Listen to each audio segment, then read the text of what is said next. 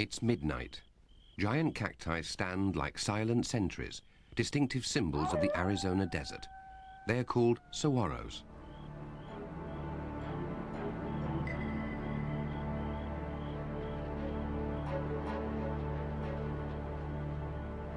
The desert comes to life after dark beneath the saguaro. Many animals which avoid the heat of the day are active at night.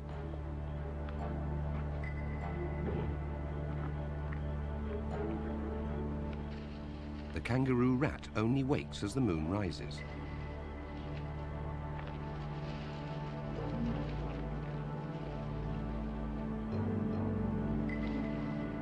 In its nocturnal search for food, it may come across a scorpion or perhaps a rival male.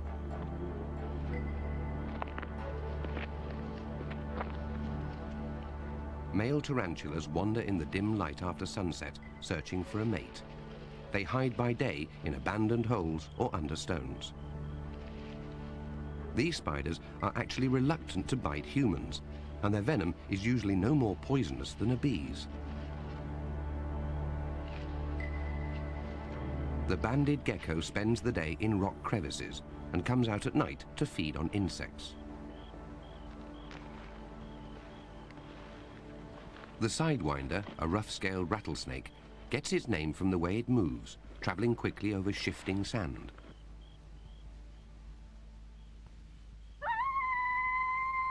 Soon it will be sunrise, and the nocturnal creatures will return to cover before the full force of the sun's rays beat down from a cloudless sky.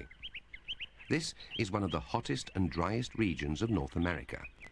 Whatever lives here must adapt to the heat or avoid it. The saguaro is no exception.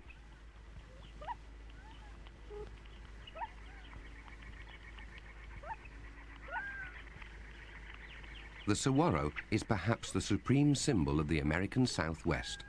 It is host to a wide variety of animals.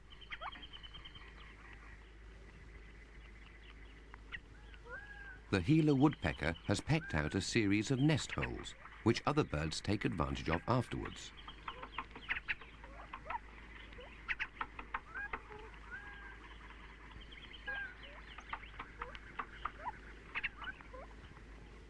A starling finds an old hole and fills it up with nesting material.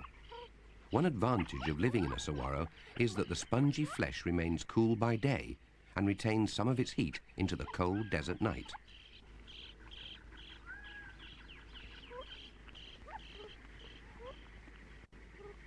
Woodpeckers make a hole a meter deep, while the English sparrow uses a much smaller hole. Holes don't remain empty for long. Starlings are quick to make use of them. The cactus wren compensates for its lack of size with a harsh, repetitious call.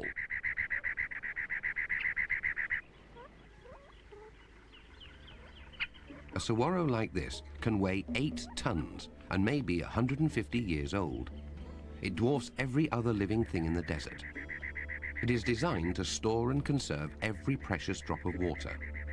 It has no leaves which lose water by transpiration, and its body is formed of accordion-like pleats which can expand to absorb water collected through its roots.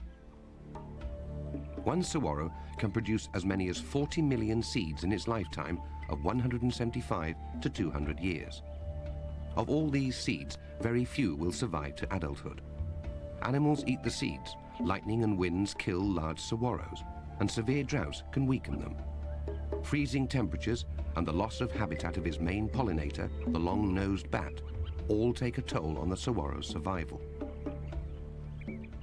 Smaller cacti employ the same mechanisms for survival. Their spines deter birds and animals from eating them.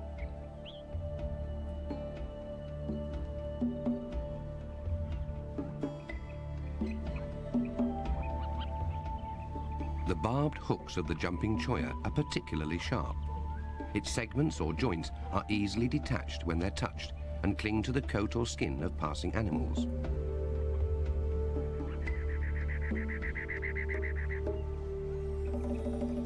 The cactus wren is the largest North American wren and is common in cactus country.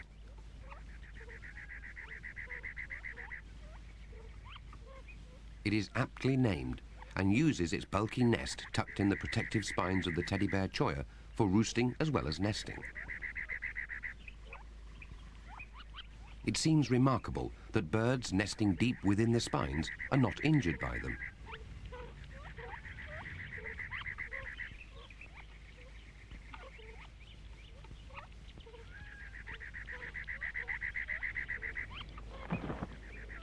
Rain clouds build up over the Arizona desert for only a few months of the year.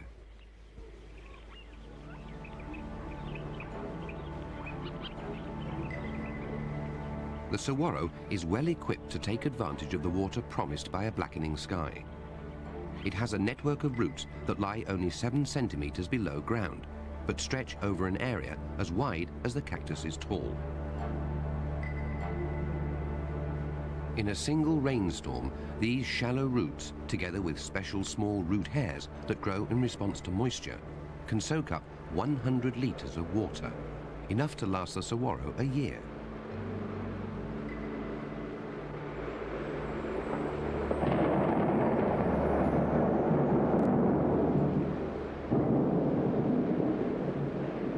Spongy flesh in the trunk and branches serves as a reservoir where water is stored, and its waxy skin helps prevent the precious moisture from being lost.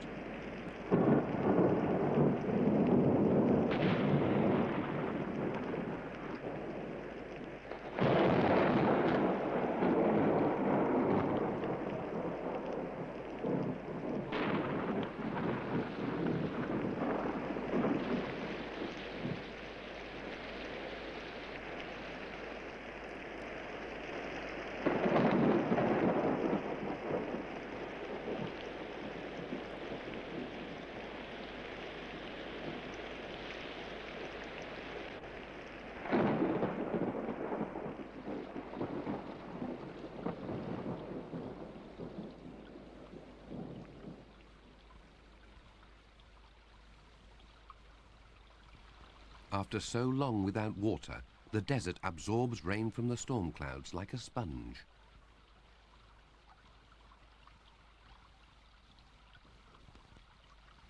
The water has vanished to give new life to the plants and animals of the desert.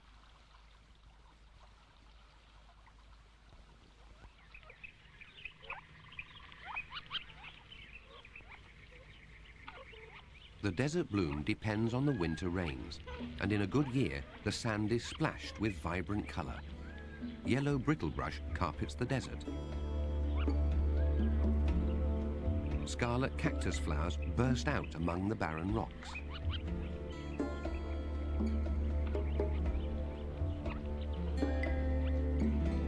Bright yellow desert gold poppies may withstand the burning sunlight for a week or more. The flowers must all attract their pollinators, birds, bees, and bats.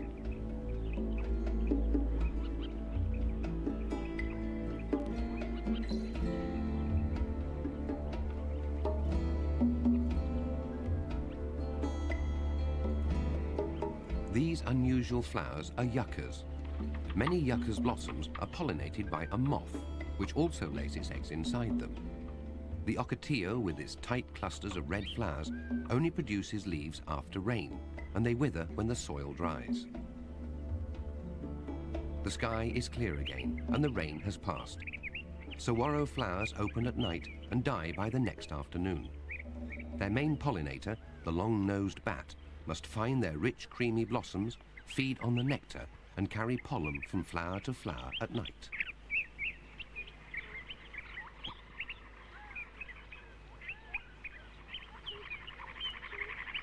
By day, the Gila woodpecker and the thresher feed on the saguaro's store of nectar, and in feeding also pollinate it.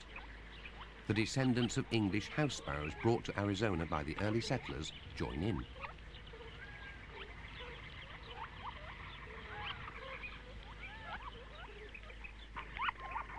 Wherever rocks have collected a little rainwater, there's a miniature waterhole used by antelope ground squirrels and a great variety of desert birds.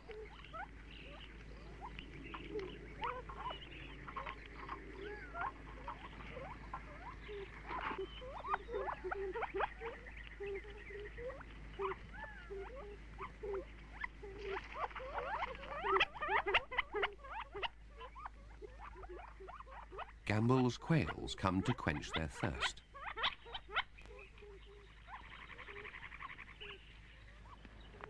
The rainstorms sometimes tempt the larger desert creatures to stay out in the early morning sunlight instead of returning to their cool dens in the hills.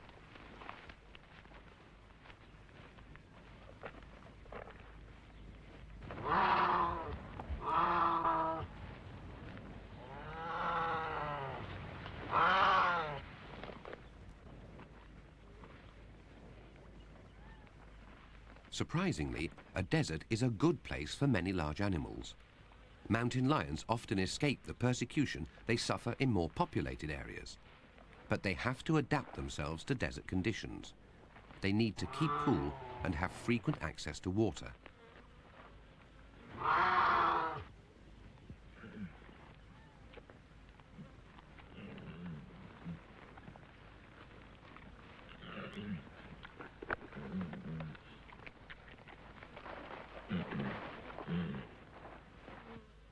The peccary, a relative of the wild pig, is also active in the early morning. It thrives in saguaro country and eats cactus, which provides it with water as well as food. The coati mundi colonized Arizona from Mexico. Coatis are active during the day, feeding on anything from berries and mice to lizards and insects.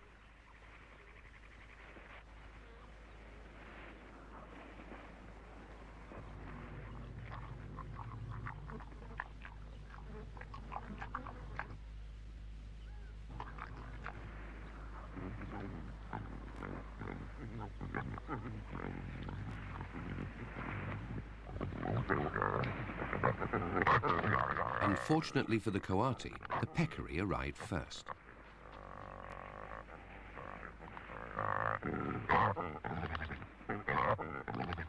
Coatis are skillful tree climbers. Its long, upright tail equals its body length, and though helpful as a balance, it is not prehensile and cannot be used to grasp. Down below, there's shade and moisture for the peccary. The bobcat usually lies up by day in a rock cleft, finding its food, mostly cottontails, mice and squirrels, by hunting as it travels at night.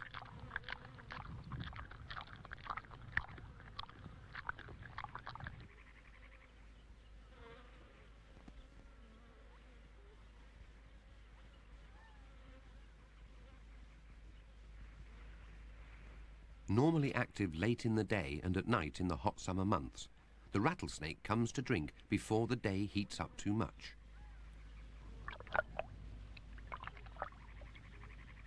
When it has quenched its thirst, it will spend the day in the shade of a rock. This snake is capable of delivering a deadly bite.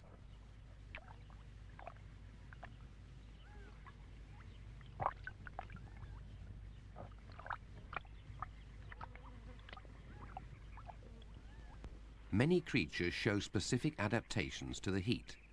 Birds have to care for their young, but their presence attracts predators. The curved-billed threshers have nested among the spines of a formidable teddy bear choya, but it doesn't prevent a red racer from trying to raid their nest.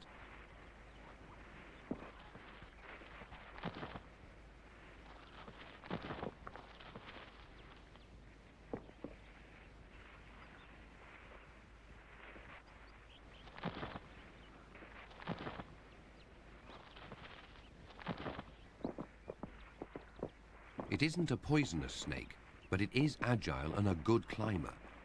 The threshers are equally vigorous in defense of their young.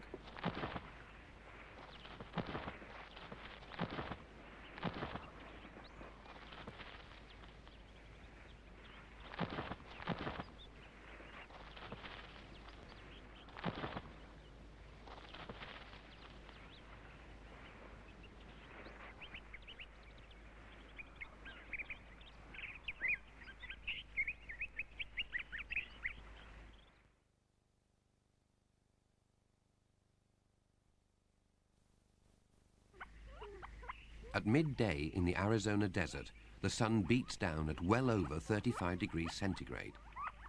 Most creatures rest in the shade at this time of day, and the giant saguaros stand like sentinels in the hot sand.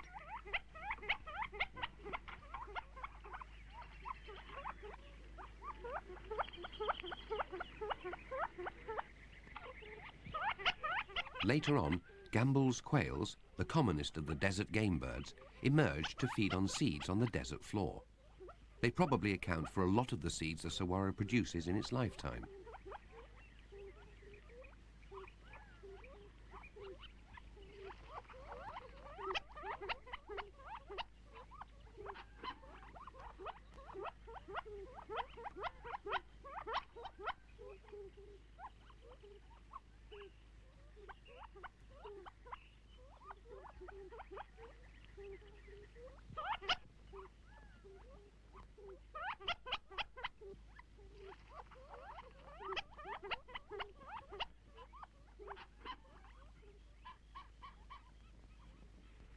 The Gila monster is one of only 2 poisonous lizards in America. It's large, heavy-bodied, and grows to about 60 centimeters. It kills its prey by chewing with its back teeth and letting powerful venom mix with its saliva. It will take eggs, which it cracks by pushing them around rather than by crushing.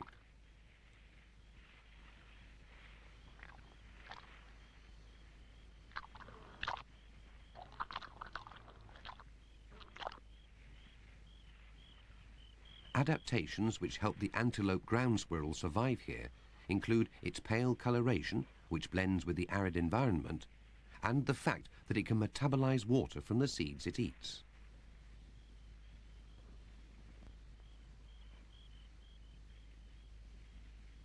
The desert tortoise is an endangered species. It feeds on grass and flowering plants in the early morning and late afternoon.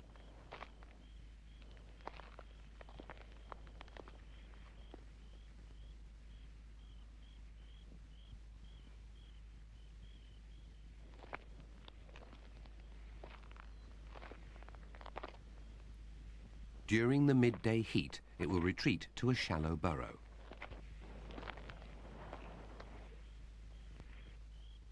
The collared lizard is diurnal. It feeds on insects and other lizards and gets a lot of moisture from its prey.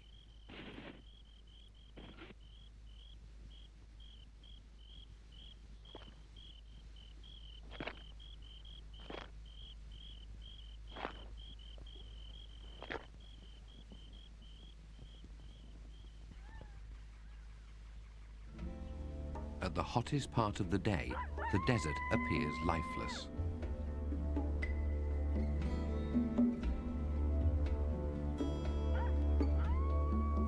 The birds have retreated from the heat to their holes in the saguaro. Well insulated by their thick walls, it can be as much as 10 degrees centigrade cooler than the temperature outside.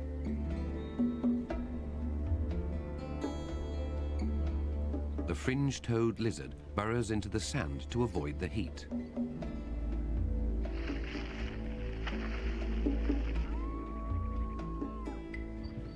A young coyote rests in the shade of a palo verde tree.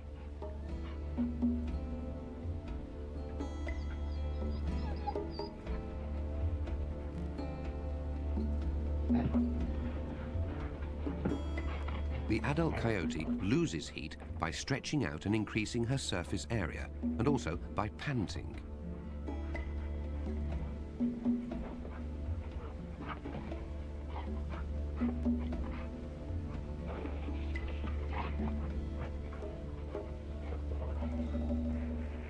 The ring-tailed cat is an accomplished climber.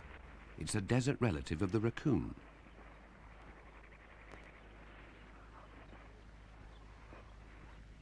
Its scientific name means clever little fox.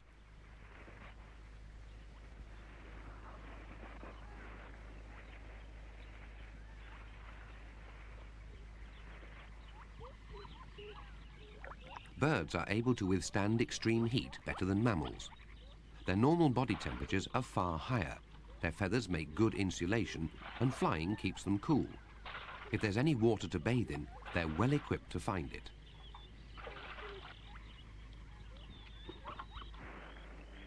By late afternoon, insects become more active, which is fortunate for the birds feeding their hungry young. However, most birds know better than to catch a pinacate beetle.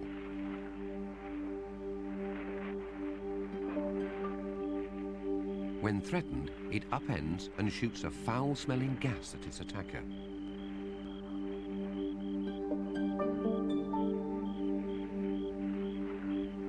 Insects are some of the most important members of the desert community. Without their constant activity, many of the cacti would never be pollinated. Reptiles, as well as birds, would go short of food. The ground-dwelling insects even play a part in irrigating the parched soil. The tarantula wasp hunts out spiders and paralyzes them with a sting, then lays an egg on their still living bodies. When the egg hatches, the infant wasp has a tarantula to feed on. The search for a tarantula involves a good deal of soil excavation.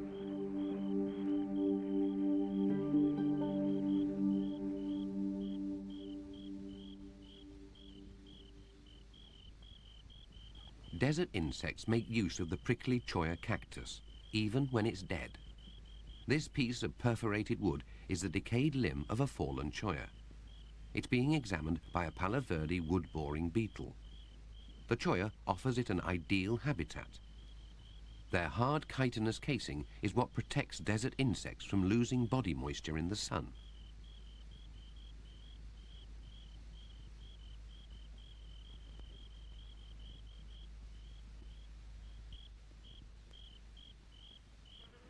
No desert is without ants.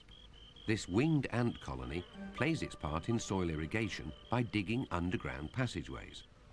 The ants also provide a food source for one of the desert's most unusual reptiles.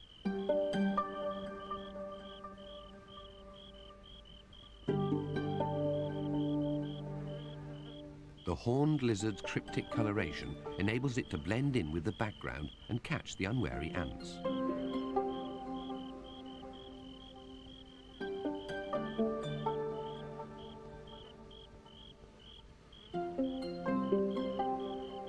It has a flat body and a head crowned by large, close-set spines. Horned lizards are most active in the early morning and again just before sunset.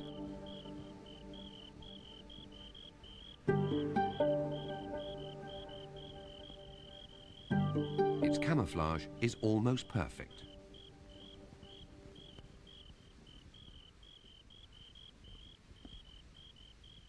Lizards, scorpions and snakes are the roadrunner's quarry. It much prefers to speed across the desert on its long legs rather than fly.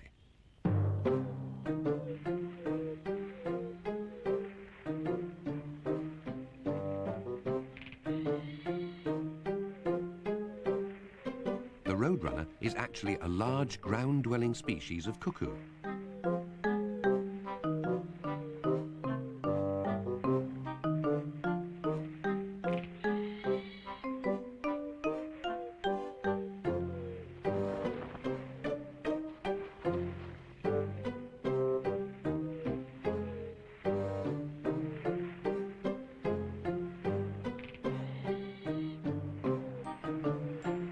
Snakes, even a venomous sidewinder rattlesnake, try to avoid being caught in the open by the roadrunner, which has lightning-sharp reflexes when it comes to hunting prey.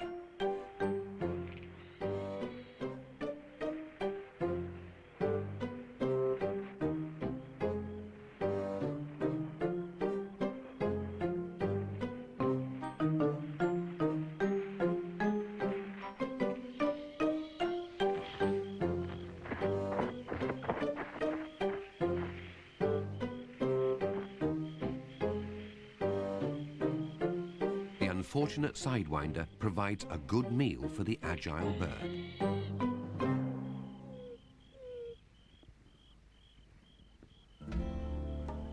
Soon darkness will fall again and the temperature in the desert will drop rapidly. Beneath the giant saguaros, animals will become active again as another desert night begins.